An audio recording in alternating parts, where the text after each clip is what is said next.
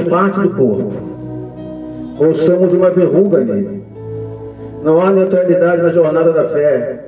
Ou estamos caminhando com nossos olhos fixados no autor e consumador da nossa fé, ou estamos olhando para tudo que se levanta ao nosso redor. Não há neutralidade, projeto, na voz profética. Ou profetizamos aquilo que está alinhado com os pensamentos de Deus, ou estamos murmurando, reclamando daquilo que Deus ainda não fez para nós.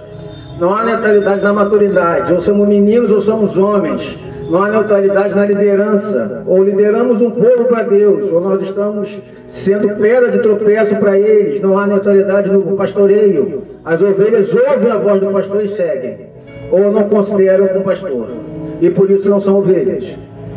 Não há neutralidade sobre aquilo que é estabelecido como princípio fundamental. Eu nunca vi, né? O clima ficou pesado realmente. Uma pena as pessoas terem se caído, uma pena, mas eu preciso lembrar alguém, talvez seja para uma pessoa essa mensagem, que não há neutralidade. Na verdade, a neutralidade já é uma escolha, já é um caminho, né?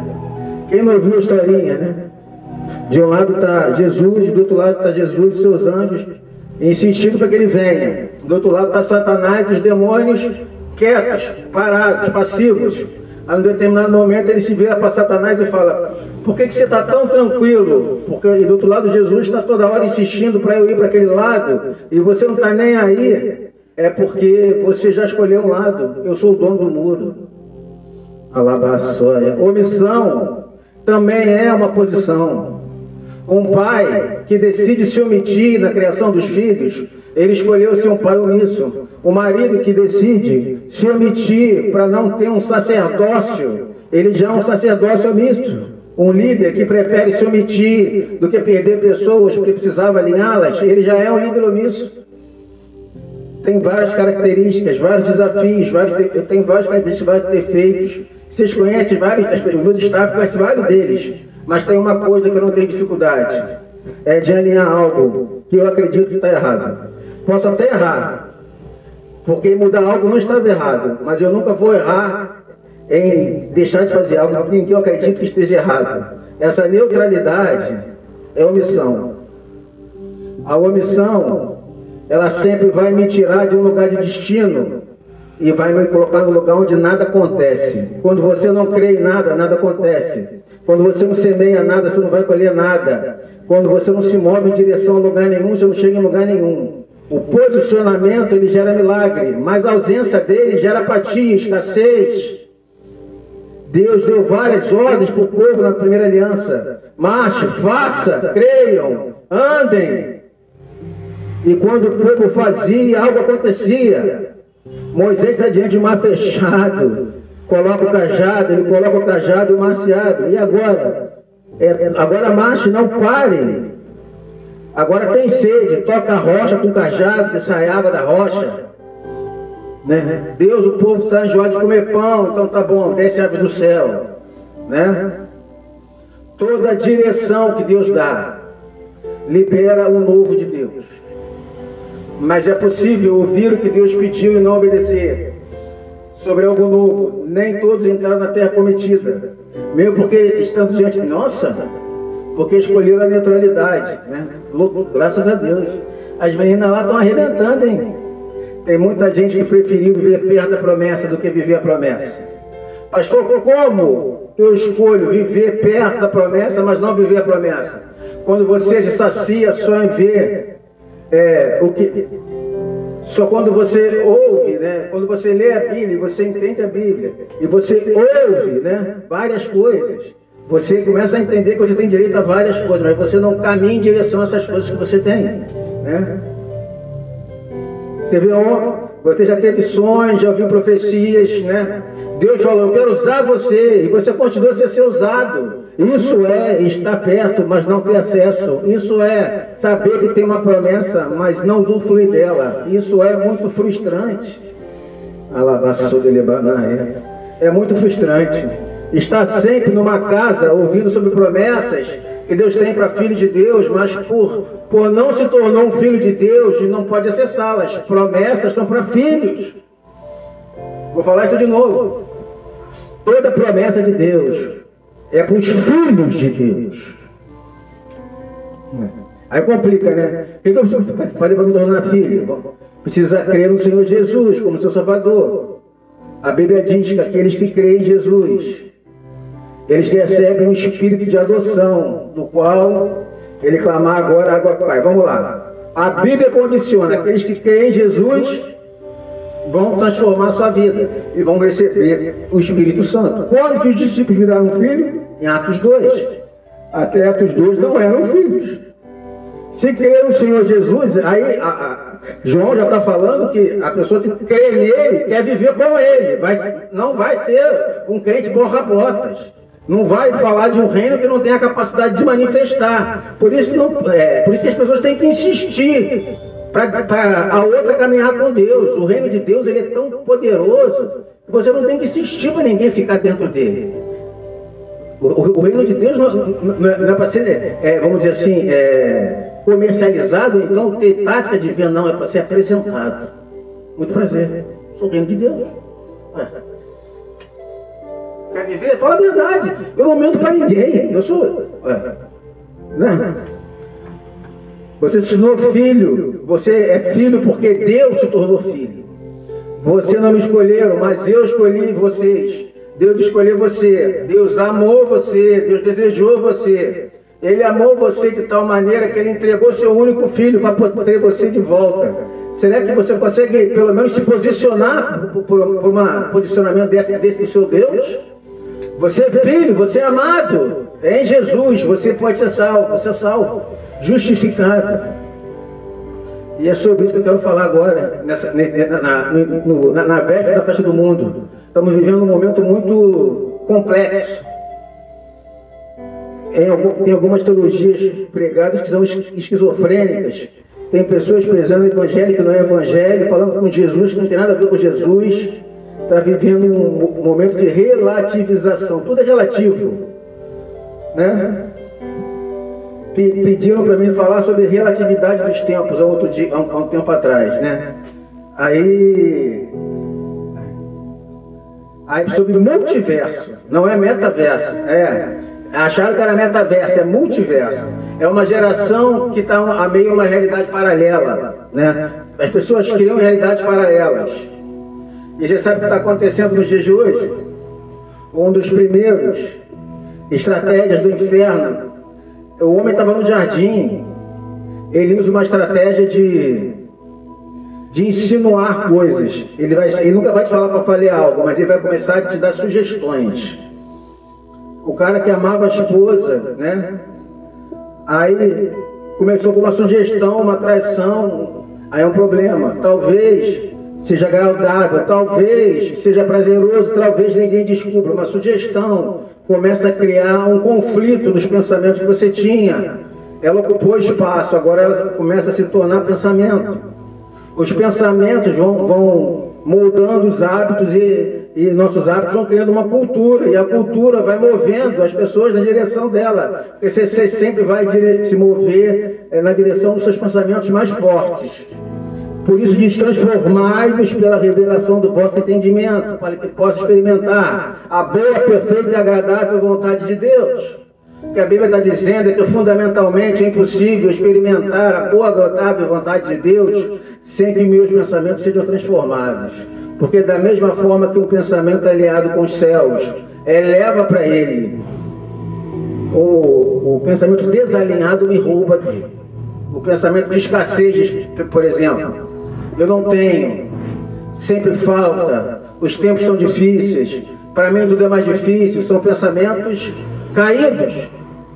Porque o pensamento de Deus é: eu não dependo da geografia, o Senhor é meu bom pastor, nem nada terei falta, Deus é fiel para cumprir o que prometeu, pode mil cair ao meu lado, 10.000 à minha direita, eu não serei atingido, nenhuma praga chegará à minha casa, o Senhor guardará a entrada dela.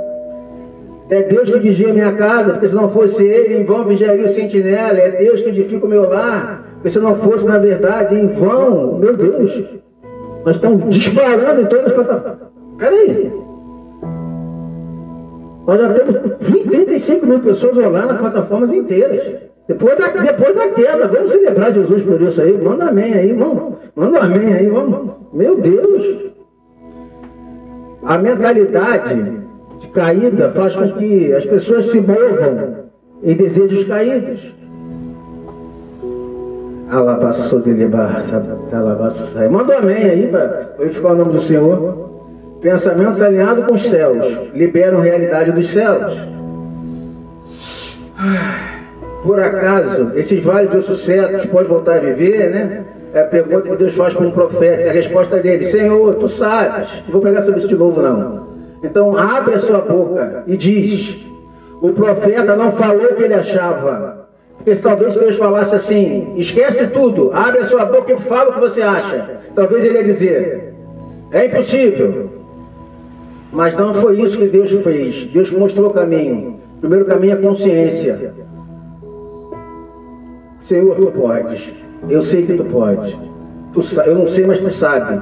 Então profetiza. Você precisa que ele profetiza depois de consciência. Tem muita gente que não vive milagre porque não tem consciência. E por isso que nunca fala deles, só fala de problema. Irmão, é impossível você ter uma vida positiva com uma mentalidade negativa. É impossível você viver milagres se você não pensa em milagres. Você precisa pensar, fundamentar. Você precisa explorar, né, os seus novos níveis de milagre. Por que escora o seu novo nível? Milagres, milagres, milagres, milagres. Está bem fundamentado. O próximo nível é como... Pastor, você nunca pregou sobre... Está bem fundamentado. Está vivendo na posição. Os milagres são promessas. O que as pessoas falam de milagres é o que você já era para ser seu de direito. Se você estiver vivendo os princípios. Se você for filho. A maioria das pessoas, do que as pessoas pedem, nada mais já foi prometido para os filhos. Você precisa ter uma boa fundação, o tamanho da sapata, né? O tamanho dos alicerces. Ele vai definir a quantidade de carga que você pode suportar. E assim a jornada da fé. A gente gasta pouco tempo com a fundação, com a mentalidade, com a cosmovisão, entendimento, consciência, e quer viver um chamado glorioso, uma vida gloriosa, mas você precisa ter caráter para sustentar o que você vai receber, você precisa de fundamento para sustentar a porção que vai receber. Os fundamentos da fé, quanto mais alicerçados, mais carga profética eu posso carregar. Alabaxê de Lebanaia. Eita Deus! Estão me ouvindo bem? Manda um amém aí, manda. Alguém fundamentado em Deus é alguém como decidiu construir a casa sobre a rocha. Vem dias ruins, porque certamente eles virão, eles sempre vêm, fazem parte da vida real. Mas a diferença é que quem escolheu construir do jeito certo, fundamentado num lugar sólido, que construiu não se perde. Presta atenção, querido. Somos parte da geração mais ansiosa do mundo que já existiu. Né? Querem tudo de forma acelerada. E eu vejo isso, todos os desafios, um dos desafios que no final da jornada a nossa história não vai ser sobre quão tão rápido a gente chegou, mas é se a gente permaneceu quando chegou lá. Tem muita gente que casou com a mulher dos sonhos, não conseguiu viver o casamento dos sonhos, se separou. Tem muita gente que conseguiu conquistar um recurso e quando chegou lá percebeu o vazio de um sucesso sem propósito. Tem muita gente que correu muito rápido para chegar em algum lugar, mas a Bíblia diz que melhor o final das coisas do que o início delas. É sobre a jornada, é sobre a caminhada, é sobre a construção contínua. Deus não quer você por um dia, Deus quer você para sempre. Alabaça. Não é um relacionamento abusivo que Ele quer, não é sobre um relacionamento de prazer. Deus não quer ter prazer em você, você ter prazer nele por algum momento, não. Deus quer você para sempre. E é complexo pensar nisso para uma geração que tudo é relativo. Tentando relativizar tudo. Até o gênero. Se existe algo ridículo de ser questionado, se existe mais de um gênero, quando na verdade o que está no meio das suas pernas define se você é homem ou se você é mulher. Pode ser menino ou menina. E é isso, acabou. Pastor, mas as pessoas podem ter opções sexuais? Podem. A Bíblia diz que a pior coisa que tem que Deus pode fazer com o homem é entregar os seus próprios prazeres. Você pode fazer o que você quiser, mas não dá para questionar o que você não é, o que você é. Macho e fêmea, os criou, ponto. Só tem 2 gêneros. Você sabe por quê? Porque não há neutralidade nos cromossomos, não tem cromossomo neutro. Ou você é macho ou você é fêmea. Mas eu faço o que eu quiser com o meu corpo. É verdade. Você faz o que quiser, mas não dá para questionar o que é fundamentado. Você é macho e você é fêmea. Não. O que esperar de uma geração que é relativa até ao gênero? Pais colocando os nomes neutros em seus filhos para que quando cresçam decidam o sexo. Ih, peraí.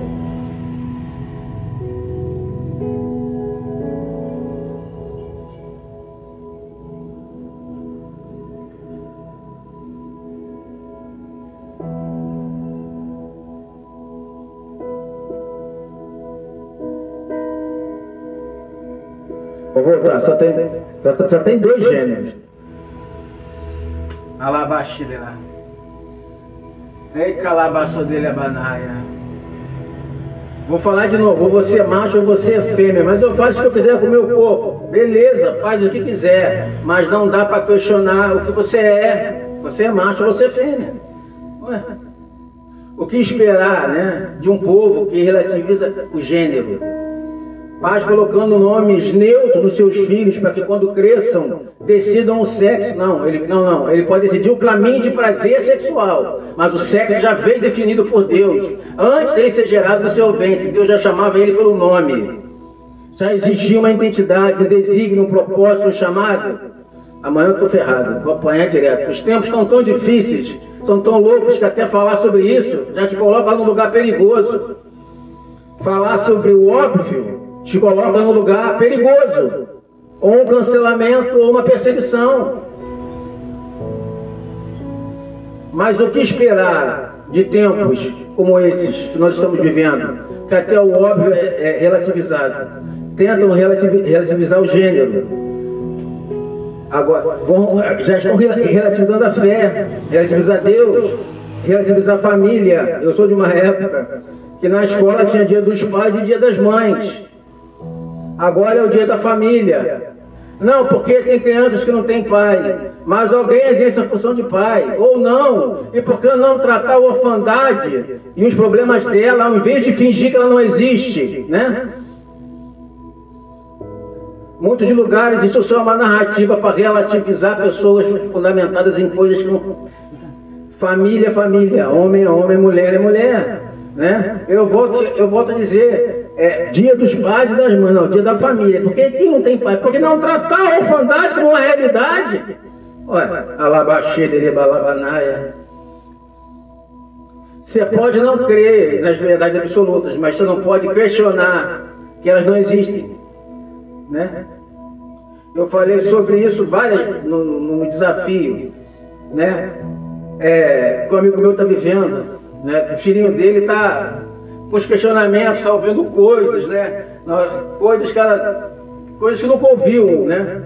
Começou a ser questionada pelos amigos, porque ela acredita em Deus. Ela veio perguntar, como é que eu explico que Deus existe? Porque estão me perguntando no colégio, né? Ela perguntando para um casal amigo.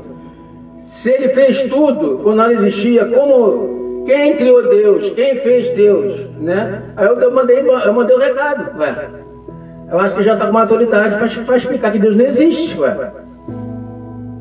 Aí as pessoas, eu falei, Deus não existe. Tem que falar a verdade, ué. Deus não existe.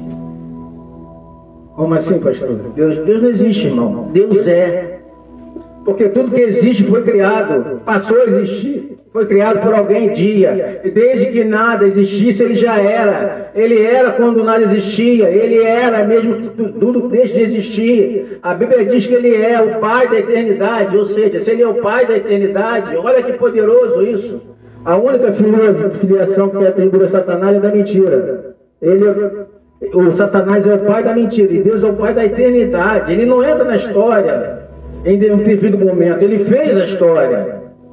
Ele diz, história, aconteça. haja, se manifeste, filho, se manifeste, haja luz, haja separação, haja dia, haja noite, haja oferta hoje, a rodo, haja. Questionando Jesus, quem dizia assim, eu sou o que sou. Jesus não existe, ele é, porque Alabassaia, ele é o Filho de Deus. Como saber que ele é? De Jesus e Nicodemos na Bíblia que associada à presença, ao Espírito, à glória, à verdade, mas um vento pode vê-lo, você não pode de onde vem, você não sabe para onde vai, você consegue senti-lo. Deus é. Eu lembro que há um tempo atrás, né, Alabaxê dele rebaixo, aquela loucura de pré-eleição, né? Aí foi eu e 2 amigos, né? Quando chega na sala do embarque, começamos a conversar. Chega dentro do voo, a pessoa começou a falar: você é pastor, né? Pô, que legal, parabéns pelo seu trabalho.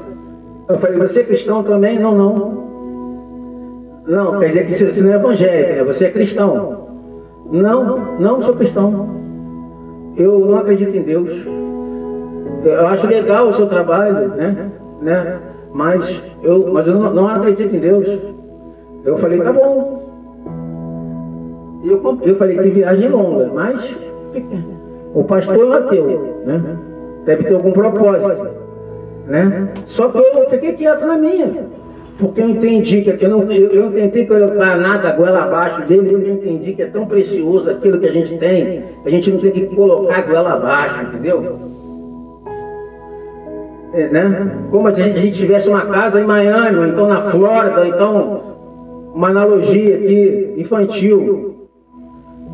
Por que isso já é analogia? Já é porque, Jesus sabe o que estava fazendo, né? Jesus falava por parábolas, então ele sabe o que estava fazendo. É como você ter uma casa de praia em Miami, você tem um avião particular, aí você bota à disposição de uma. Aí você fala assim: quer passar um dia lá na minha casa? Pô, tá, a chave está aqui, né? O cara, não sei. Tudo bem, eu não vou insistir. Eu sei o que eu tenho. Eu sei que está sendo oferecido. Se você não tem consciência, não é problema meu, é problema seu. A gente não pode empurrar Jesus para as pessoas, porque isso demonstra desespero. Nós só temos que apresentar as pessoas. As pessoas, Jesus, quando é bem apresentado, ele é irresistível.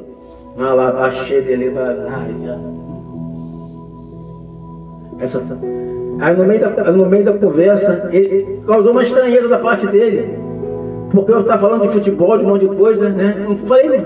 Ele falou: e aí? Você acha loucura eu não acreditar? Eu falei: não, respeito. Você tem que ter muita fé para não acreditar. E o que eu falei é verdade, não foi frase feita não. Eu falei: irmão, vamos ser sinceros.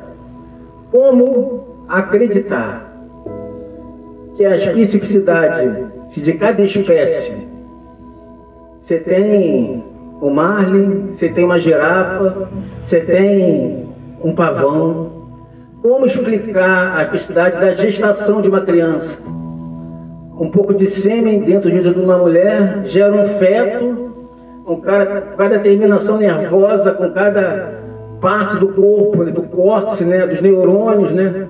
Cada conexão, a capacidade cognitiva de pensamento, de fala, de locomoção, como olhar para o pôr do sol. Como você olhar para o sorriso de uma criança, né, ainda que tenha 20 anos. Como você olhar para tudo isso e acredita que tudo isso veio de uma ameba que se multiplicou de forma aleatória. Cara, eu respeito você por não acreditar, porque tem que ter muita fé para não acreditar que não existe um Deus que fez isso tudo. Tem que ser muito forte. Aí eu vi que aquilo criou estranheza dele, porque de fato é muito mais difícil a gente se esforçar para não crer do que entender o que já nos move, né? Quando nada acontece, existe um milagre que nós estamos vendo. Só o fato de você estar respirando já é um milagre. O seu coração bate sem que ninguém fale que ele precisa bater. de forma instintiva, o seu organismo funciona. E eu estou falando, você nem falou para perceber quantas vezes você respirou durante esse tempo aqui. Sabe por que você nem percebe que respira? Porque isso acontece naturalmente. Você está funcionando, o seu corpo está funcionando. Você existe porque alguém soprou em você do nada, quando nada existia, soprou a vida. Eu vou finalizar já. Eu não vou nem entrar na mensagem inteira, porque eu acho que o recado está sendo dado.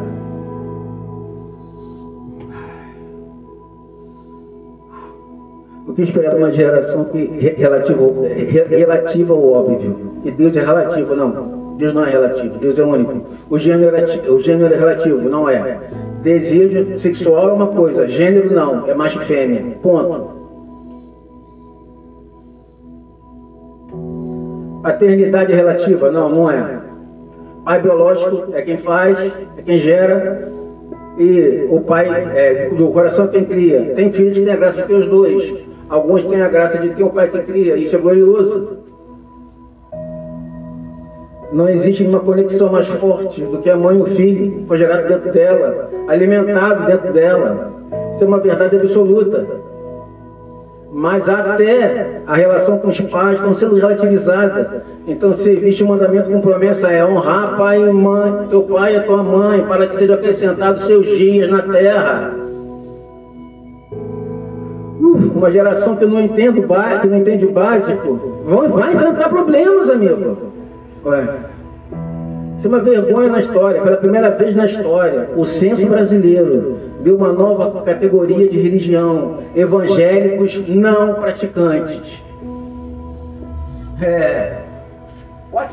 Deixa eu falar, um revelamento revelado. Se o censo está apontando é porque algo existe. Até o censo já entendeu que tem muita gente que diz algo que não pratica. Só que se fundamentalmente não pratica, você não é. A Bíblia diz: não sejam ouvintes da palavra, mas praticantes dela. Eu era, normalmente quem era católico, todos falam: não, eu sou católico e não praticante, Bem,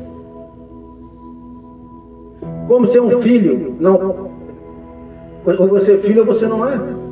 Como você é um cristão não praticante, ou você é um pequeno Cristo ou você não é. Como você é um evangélico, ou você se move pelo evangelho, não se move. Não há espaço para neutralidade na sua confissão de fé, amigo.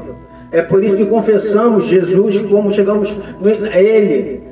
Aqueles que me confessam diante dos homens, aqueles que me reconhecem diante dos homens, eu também os reconhecerei diante do meu Pai que está no céu. É como aquele soldado que é salvo quando as portas da cadeia se abrem. Os Silas e Paulo estão clamando, ele está desesperado, ele vai se matar com uma espada. Paulo fala, não faça isso. O que eu preciso fazer para ser salvo? Paulo falou: crê em Jesus que será salvo tu e a tua casa.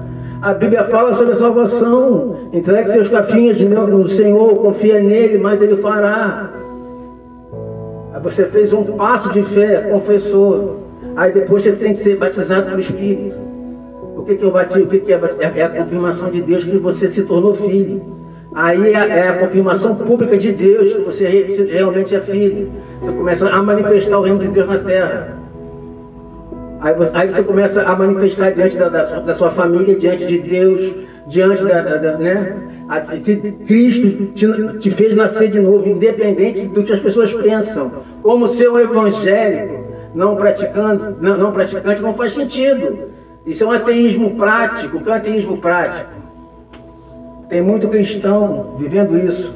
É você crer que Deus existe, mas viver como se não existisse. E eu estou falando com muito amor. Eu sei que pode estar entediante para alguém, mas eu creio que quem estiver recebendo pode ter uma maturidade maior. E esse novo nível de maturidade pode te levar a um novo nível de intimidade com Deus. Vai te levar a novas estações com Deus. Creio que Deus existe, mas viver como Ele não existisse. Me dá um exemplo prático, pastor. De crer que Deus existe, mas eu posso viver como não existisse, é simples. É você construir uma história sem perguntar para Deus se faz sentido para Ele. É você entrar em portas que você não consultou a Deus, se era uma porta a Deus para você entrar. É você fazer sociedades que você não tem uma confirmação de Deus, se é para fazer ou não. Viver como se Deus não existisse. A gente faz o nosso corre, e quando dá ruim, pede ajuda para Ele, mas não é esse. A história não é essa, não é o socorro. Ele não quer só socorrer você quando algo vai mal. Ele está com você todos os dias. Então será que essa porta é de Deus? Será que esse relacionamento é de Deus? Essa oferta é de Deus? Essa sociedade é de Deus? É para eu ir, é para fazer, é para eu comprar, é para eu entregar, é para eu ofertar? O que você quer que eu faça, Deus? Na labassaia. Eu estava com pessoas essa semana e eu falei algo que eu falei. A gente estava conversando e eu falando sobre algumas coisas que eu estou testemunhando que está acontecendo.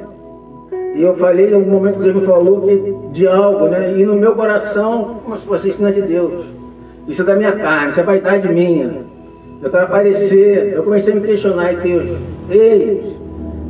Deus não é para você. Aí Deus me ensinou um princípio. Deus falou, Ricardo, a tua carne nunca vai te inspirar a fazer algo que edifique o reino de Deus. Na verdade, a sua carne que está fingindo que é um pensamento dela.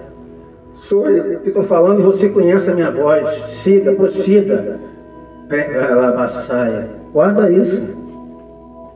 Uma igreja madura toma decisões pautadas pelo que Deus quer. Deus é para fazer, porque pega isso. Quando você tem uma convicção em Deus, você se torna imparável. Pode todo mundo falar, não vai acontecer. Deus falou, já aconteceu. Pode todo mundo falar, não vai abrir. Deus falou assim, já abriu. Pode todo mundo falar assim, você vai perder isso aí. Deus já falou assim, o que eu te dou é seu, ninguém vai tocar. Porta que eu abro, ninguém fecha. Porta que eu fecho, também ninguém abre.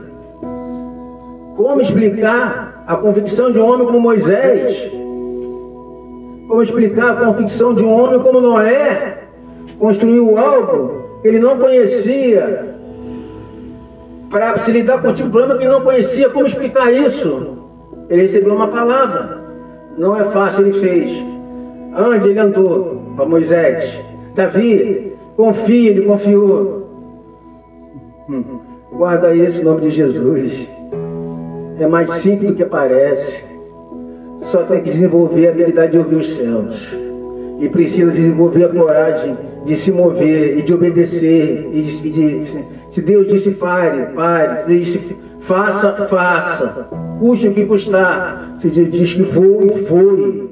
Mas eu não tenho asas, não é sobre o que você tem, é sobre o que Ele fala. Pastor, eu estava morto quando Jesus falou, Lázaro estava morto. Olha só. Lázaro estava morto quando Jesus falou, vem para fora. Ouvido de morto não ouve, mas Jesus não falou com o morto, Jesus falou com a morte teve que se virar, meu. Vai lá e traz ele de volta. E Lázaro saiu para fora, ué. Chamou ele para a vida, e ele voltou a viver. O milagre de Lázaro não é sobre o que Lázaro sentia, é sobre o que Jesus falou. O que você vai viver não é sobre o que você sente, é sobre o que Deus fala. Fé não é sentimento, fé é convicção. Fé não é para quem sente, fé é para quem crê. Tudo é possível ao que crê.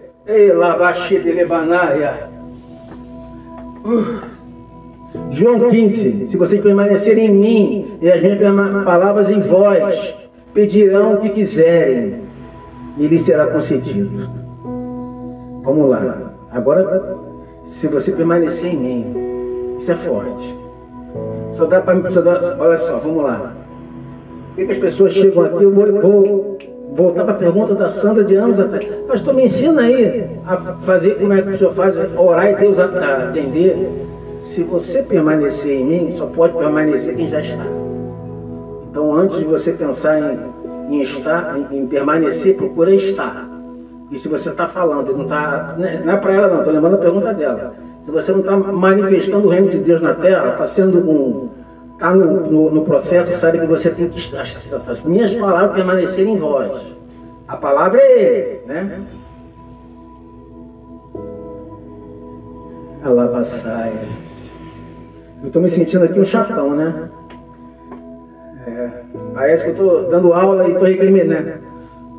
mas algo está sendo alinhado em algumas pessoas que estão dispostas para isso. Olha que princípio.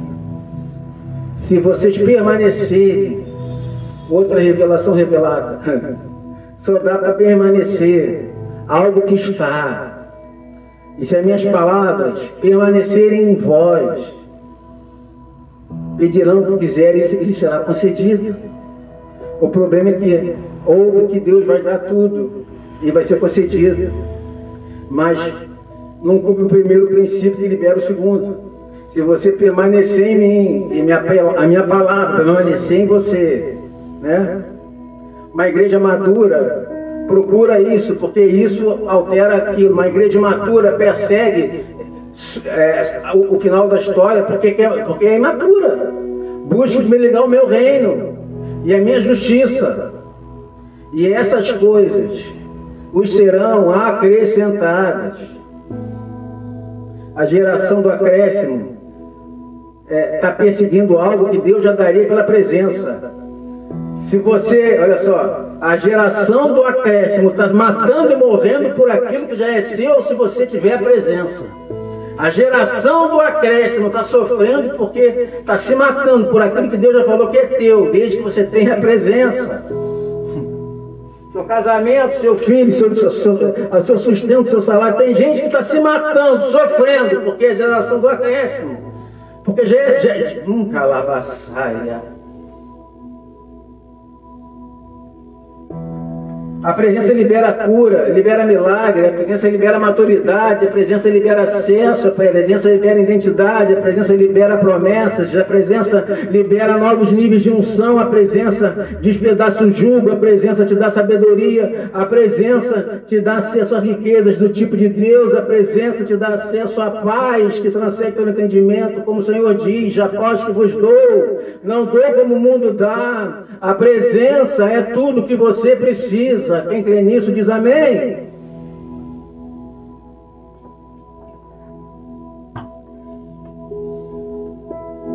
A consciência da presença. Vamos lá, uma porta automática de um shopping. Né? Todos já foram no shopping, né? Em breve, nós vamos ter um LED igual do BBB atrás. Eu mandei até a foto para o staff, né? E uma porta, né? Aquela porta aberta que abre automática. Por que ela abre automática? Porque ela sente a presença. Você não já foi no shopping, né? Uma loja, né? O que acontece quando você se aproxima? Pô, isso é muito forte. Se tivesse qualquer igreja, eu estaria vendo cambalhota, não sobe um amém aí. Ela baçuda, ele estaria, né? Mas vocês estão muito xoxos.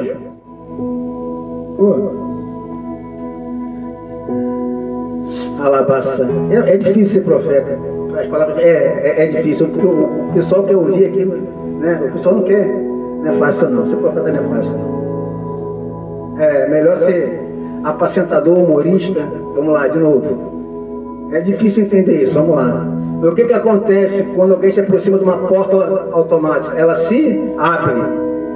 Por que ela se abre? Porque ela recebeu a sensação, a presença. As portas que vão se abrir não vão ser pela sua força, nem pelo seu toque, vai ser pela presença que você carrega. Você vai se aproximar, elas vão se abrir. Você vai se aproximar, elas vão se abrir. Você vai se aproximar, elas vão se abrir. Você sabe qual é o desafio? De romper o ano das portas abertas? Quer ver mais portas se abrindo do que você jamais viu na sua vida? Precisa carregar mais a presença do que você jamais carregou na sua história. Mais presença, mais acesso, mais presença, mais milagres, mais presença, mais mover. Alabaxi delebaçaia, decarrabaçaia. Cadê a dona Verônica? Não estou lá, não vem nem o amém dela. Cadê a dona Verônica?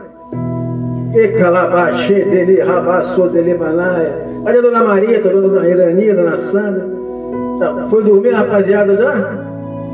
Elabaxi dele, banaia. Tem gente querendo ser renovada pelo Evangelho, mas não quer ter compromisso com a jornada. não dá para ser renovado se você não tiver o compromisso com a jornada. A jornada é a chave. Você lembra de Eva? Qual foi o problema de Eva? Eva não entendeu o final das coisas.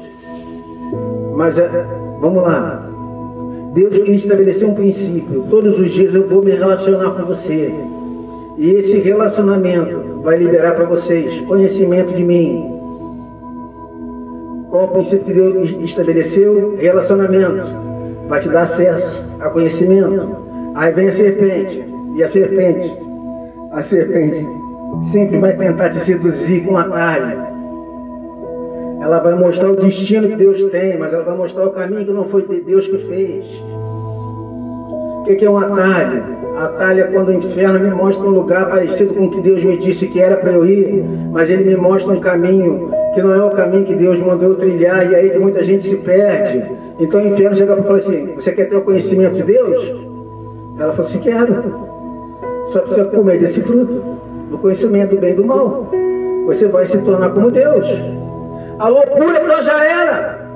No sexto dia, quando o Pai fez o homem, eles disseram: façamos a nossa imagem e semelhança. Ela já era. Alguém não sabe quem é, pode perder o que tem, tentando ser o que já era. Ela já era imagem e semelhança de Deus. Mas para ter o pleno conhecimento, sem ter relacionamento com Deus, fez ela perder tudo. Fez ela pegar um atalho. Meu Deus. A serpente fala: você vai ter todo o conhecimento do bem e do mal, sem relacionamento, sem pagar preço. Aí o homem cai. Por que isso frustra Deus?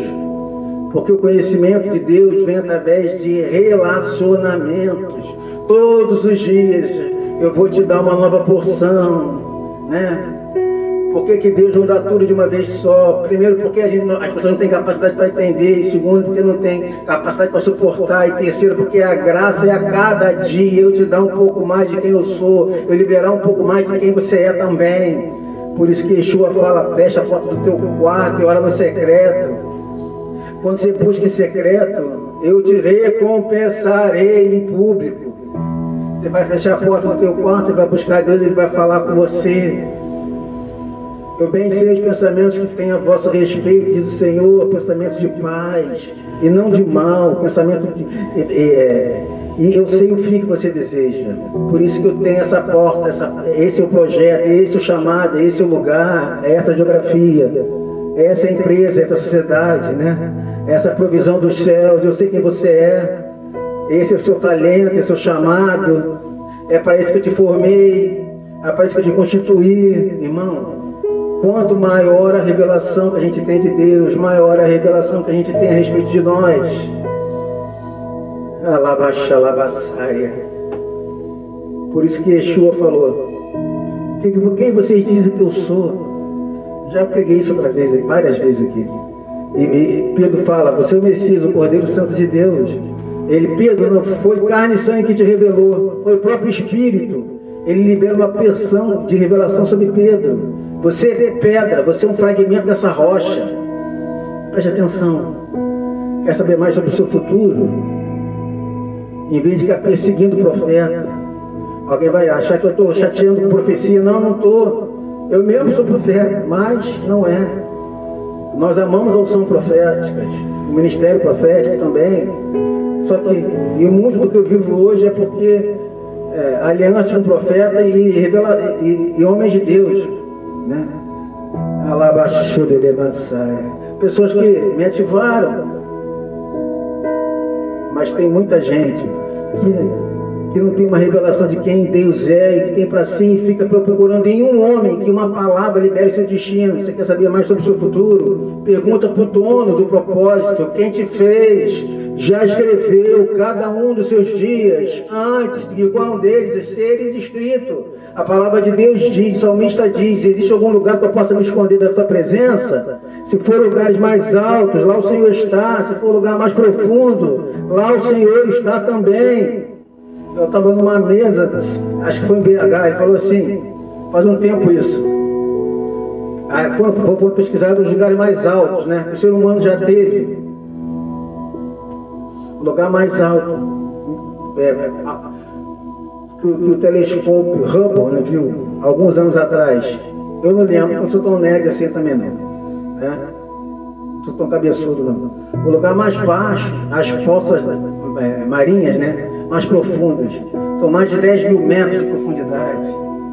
Você tem noção que o Deus que eu conheço, o lugar mais alto que a gente já conheceu, as profundidades mais profundas que a gente já conheceu, a atmosfera diferente. Se eu for para o lugar mais alto e mais profundo, lá ainda o Senhor está. A dezenas de atmosferas debaixo do nível do mar, Deus está. Acima da estratosfera do terceiro céu, Deus está. Dentro de você, tecendo cada parte do seu corpo, deixa Deus entrar, para Ele estar também. Na frente das suas batalhas, Deus tem que estar. Na sua retaguarda, Deus tem que estar. No dia mau, Deus tem que estar lá. No dia bom, Deus tem que estar lá também. Quando as portas se fecham, Deus tem que estar lá. Quando elas se abrem também. Quando pessoas abandonaram você no meio da jornada, Deus está lá. Quando pessoas vieram atrás de você, porque algo bom aconteceu, Deus também. Quando você foi gerado, Deus estava lá. Mesmo que a sua mãe viesse a se esquecer de você, Deus ainda estaria lá. A Bíblia diz que mesmo uma mãe que amamenta o seu filho, podendo se esquecer dele, eu jamais, todavia, esquecerei de você, diz o Senhor. Eu creio que o Senhor está em todos os lugares. E eu reconheço que não há lugar mais seguro para estar do que correndo risco com Deus. O cristianismo, se é falso, não tem valor nenhum. Se é verdadeiro, poderoso é de extrema importância. O cristianismo não pode ser de moderado valor. Ou você é convicto no Evangelho é uma mentira e Deus não existe, ou você é convicto que o Evangelho é a verdade e que Ele é Senhor sobre todas as coisas, que não dá para ser, né? Não dá para ser como Ele existe sem você crer que Ele existe. Não dá para você ser sem fazer parte de um corpo, né? O que não dá para ser é você ser alguém que vem para um projeto, vem uma palavra motivacional, mas você não ficar quando Jesus fala sobre o sermão da montanha. O que não dá para ser alguém que caminha com as multidões para receber milagres, mas você foge quando tem um aperto, né? Quando pega a sua cruz, Ele quer andar com você, né? O que não dá para ser é você andar e prosperar quando alguém profetiza que você vai... você andar e celebrar quando alguém profetiza que você vai prosperar financeiramente, né? E você não está ouvindo quando a palavra diz que melhor é dar que receber. Aquele que semeia muito, muito colherá. Aquele que semeia pouco, pouco colherá. O que não dá é você vir servindo por voluntários apaixonados que chegam antes e vão embora depois. E você nunca se preocupou e nunca ter servido ninguém. O que não dá para acontecer é você mudar de igreja porque o pastor foi grosso com você. E você saiu de um lugar porque uma liderança exortou você de uma forma que você não gostou. E você esperar que o pastor abra a mão das 99 ovelhas para buscar alguém que nunca foi ovelha. Porque ovelha ouve a voz do pastor e segue. O que não dá é para cobrar de Deus como se Ele tivesse a obrigação de nos dar presente, não entender que na verdade tudo nós precisamos, em nome de Jesus, já temos. O que não dá é a gente ser sensorial. No culto que a gente não sentiu arrepio, Deus não fez. Quando a palavra não tocou, a gente tem que ir para um lugar que não é mais o que eu sinto, é sobre o que Deus fala. Não é mais sobre uma fé epidêmica que me deixou constrangido porque eu fiquei arrepiado e me fez tremer. Não, é uma fé do tipo de Deus que fez com que eu não sinta. Mesmo que eu não sinta, Ele é. Mesmo que eu não entenda, Ele é. Mesmo que não faça sentido, Ele é. Ele é Deus, Ele continua sendo Deus. Ele foi o mesmo ontem, hoje, Ele é para sempre.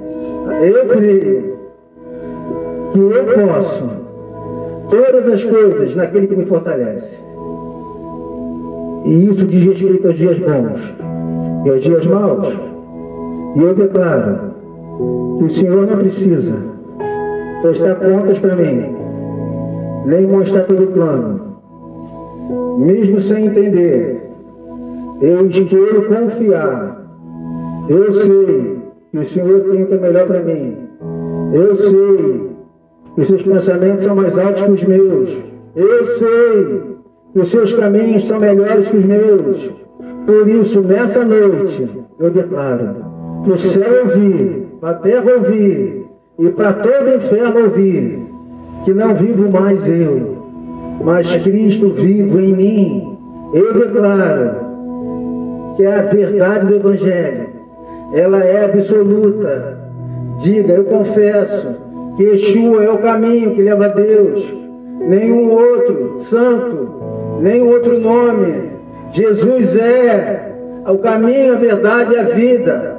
E ninguém vai ao Pai se não for por meio dele. Diga, eu creio que tudo que é natural se submete ao sobrenatural. Diga, eu e a minha casa serviremos ao Senhor todos os dias da nossa vida. Viveremos milagres, caminharemos com Deus e viveremos, a partir de hoje, o maior romper da nossa história, em nome de Jesus.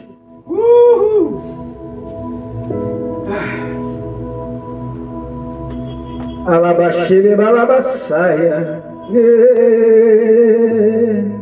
Aleluia. Aleluia. Eu preciso finalizar. Calabaxe de Lebanaia. Alabaçu de Lebanaia.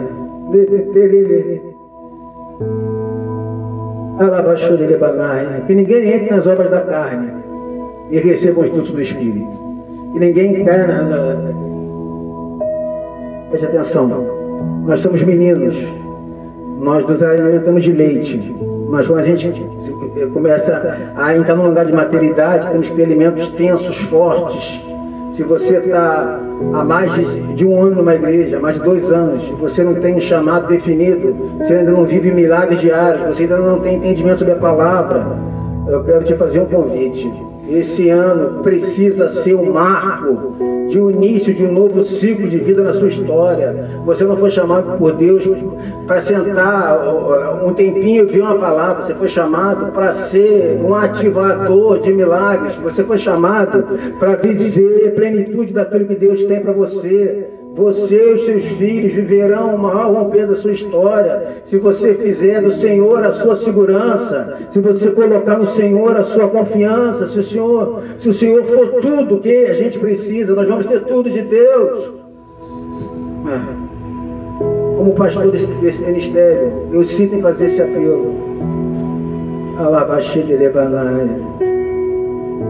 Isso vai desde de pastores que estão ouvindo. E Deus vai trazer algo que está obscuro, que Deus vai começar a trazer para pessoas aqui novos sonhos proféticos, revelações, palavras, vida. Eu creio que Deus vai nos levar cada um de nós para um lugar mais alto. Não vão ver avivamento, as pessoas vão ver avivamento acontecendo em tudo que o Senhor nos confiou, em tudo que carrega o nosso nome. Eu quero convidar as pessoas ficarem de pé, fechar os olhos. Eu queria te convidar a estender as mãos como alguém que recebe algo dos céus, ou levantá-la mais alto que você puder, como alguém que está declarando: Jesus, eu me rendo, não tem mais nada que eu possa fazer, eu estou completamente rendido. Não se distraia, deixa Deus fluir, deixa Deus fluir, deixa Deus fluir, deixa Deus fluir, deixa Deus renovar você.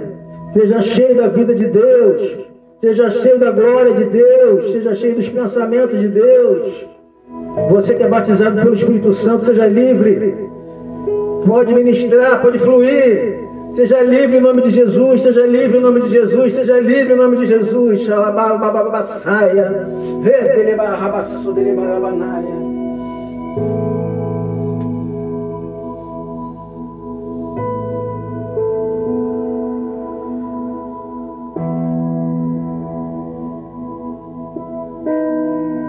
Se Deus falou com você, já compartilhe, já toca o dedo aí no botãozinho do WhatsApp, entre em contato com os nossos obreiros e vamos caminhar juntos, vamos mudar a história, né? Vem ser um mantenedor, vem ser um evangelista, vem ser um membro desse mover que veio para, que não é de homens, e sim de Deus. Pastor Ricardo Sorrentino. The story of my Savior calls me to the wonder of the cross. Bem, você assistiu um Rios de 3 minutinhos, né, dos nossos cultos online. Venha saber mais desse ministério online totalmente regularizado, que leva a palavra de Deus aos quadrantes da terra. Venha se informar, venha ser um colaborador, venha cultuar conosco, venha ser um evangelista, e venha fazer parte dessa grande família que tem um único objetivo, de levar a palavra de Deus. Pastor Ricardo Sorrentino, shalom, shalom, shalom.